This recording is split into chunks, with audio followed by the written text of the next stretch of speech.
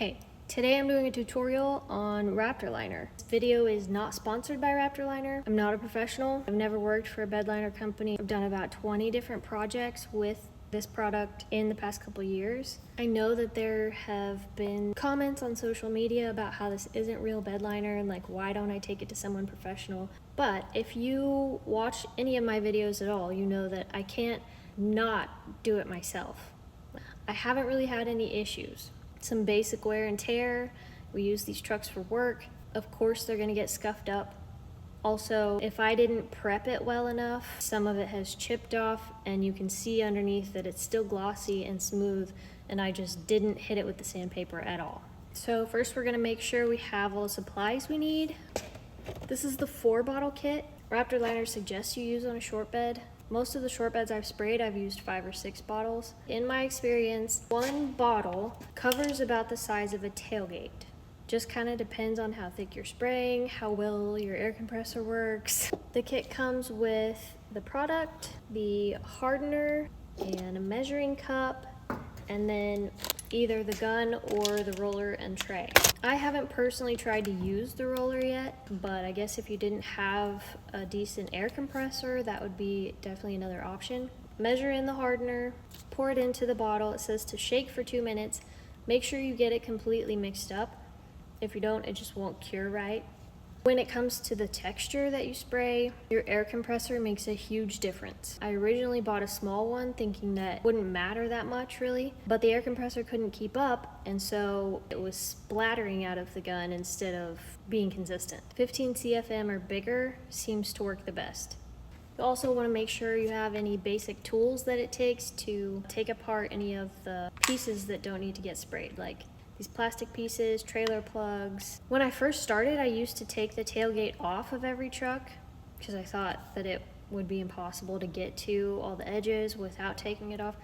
It's actually not that bad as long as you have a decent sized gap between the bed and the tailgate. You can leave it on.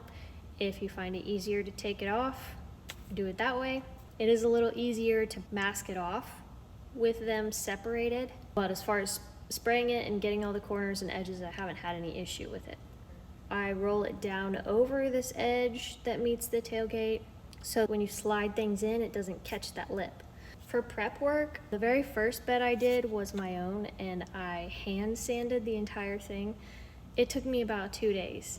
I also didn't realize you just have to scratch the surface. You're not trying to sand down to bare metal. So these nylon cut brushes, there's a set of them, have all different sizes in it, but they've been extremely helpful to cover big surfaces. You can also use this grinder with 6-inch cut brush. It covers a lot of area very quickly, but it doesn't get down in the grooves. Like, you still have to go back over and make sure you have everything scuffed up.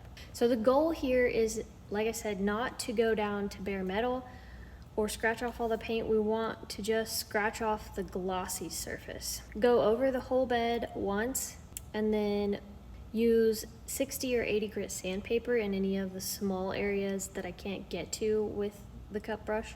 You will also want to have on hand a jug of acetone, not just for wiping down the truck bed, but also for cleaning your tools afterwards. You also should wear a respirator.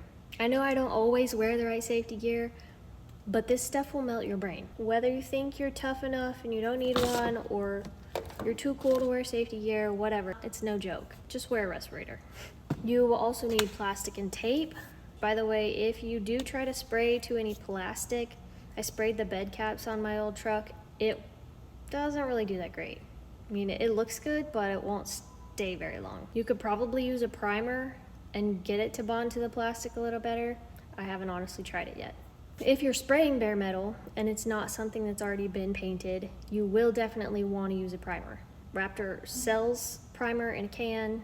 I don't know if there's any difference. I bought their brand. It's a little bit expensive, but I figured it probably does better with their product than just regular paint primer. So after you remove everything that's not getting sprayed, we're gonna start with these nylon cut brushes, grind off all the top coat, and then I'm gonna take a leaf blower, blow it all out. You can kind of see if you missed any spots, if you need to touch up something a little bit more.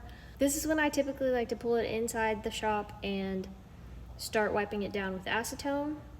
Make sure we get all the dust off. When you're pulling it in the shop, I already have plastic laid out on the floor so I can pull right on top of it. This product is messy. It will get on your floor. If you care about your concrete at all, just cover it. Use a tarp, thick plastic, whatever. At this point, we're going to start masking it off. Make sure that the straight lines you're taping are stuck well. Nothing's gonna blow off by the pressure of the gun. And I usually go through and tape all of those lines first and then tape the plastic to that tape, so I don't have to worry about plastic and tape and getting it straight and waste a little more tape, but it just makes it easier. If you've been crawling around up there on the bed trying to get the tape straight, make sure you're not dirty and getting dust back into the bed that we've already wiped down. So I usually take my shoes off for this part, and honestly I spray in socks just because I've sprayed in shoes before and it does ruin them. Also, you want to make sure that you cover the entire vehicle.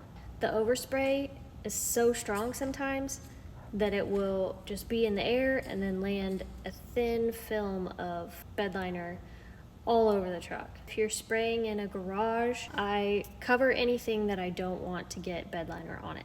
So I usually put plastic over my toolbox because it will happen. So we're gonna walk around the vehicle, do one more check before we set up the sprayer so that we can make sure everything's good to go. If you do happen to get some bed liner where it doesn't belong, as quickly as you can, just use a little acetone and wipe it off. Turn on the air compressor, set up your hoses, make sure you have enough hose that you're not trying to drag through anything, and a hose that's hopefully flexible enough you can keep it out of the things that you've already sprayed. When you drag back across anything that you've already sprayed, the texture is really hard to get back to looking consistent after you've already smudged it. We're going to turn the regulator where when you're squeezing the trigger, it's right around 70 is what I found is the best pressure to spray at. You might do a test spray on your plastic and just make sure that it is the kind of texture you want. Also, how slow you move your hand while you're spraying determines some of your texture, and how far away you are from the metal also can change your texture. So there's a lot to pay attention to, and it's not that hard. You just have to make sure that you are being consistent. We also want to pay attention to the fact that this is not a flat surface. So all of these bumps in the floor of the bed, I spray from each side first and then spray across it from the top. That way it gets covered on all sides equally. When you're spraying up under the bed caps, if it's this type of truck, I go ahead and do all of that stuff first so it's out of the way and I don't have to accidentally bump into the wheel well here while I'm trying to get up in there. Remember that you can't step back over what you've already sprayed, so spray everything within reach before you start spraying the floor. If you have any left over at the end and you think you got good coverage, it's a good idea to hold the bottle up and just dust over the whole thing. Kind of makes it look a little more consistent. Okay, so once we have everything sprayed, RaptorLiner suggests that you peel the tape off within 30 minutes of spraying it. If you start peeling it off a little too soon while the product is still really wet, it will kind of get stringy and not come off very clean. But if you wait too long, you're gonna have to cut the line and pull it off because the product is already solid. I also sometimes leave the rest of the truck prepped, like just peel the spots that need to be peeled immediately and leave everything else covered just in case there's any touch-up spots. I don't have to recover the whole truck. So cure time, it's dry to the touch within an hour or two. I like to at least let it cure overnight before I do anything else with it. Don't power wash it for a couple days. Don't put anything heavy in it until you're sure that it's totally cured and the texture is not going to change. If you're still here, thanks for watching. I hope this video has been helpful. If you enjoyed it, leave a thumbs up. If you have any questions, feel free to leave them in the comments. I've linked everything we talked about today in the description. I have a whole shopping list in my Amazon storefront. Okay, bye.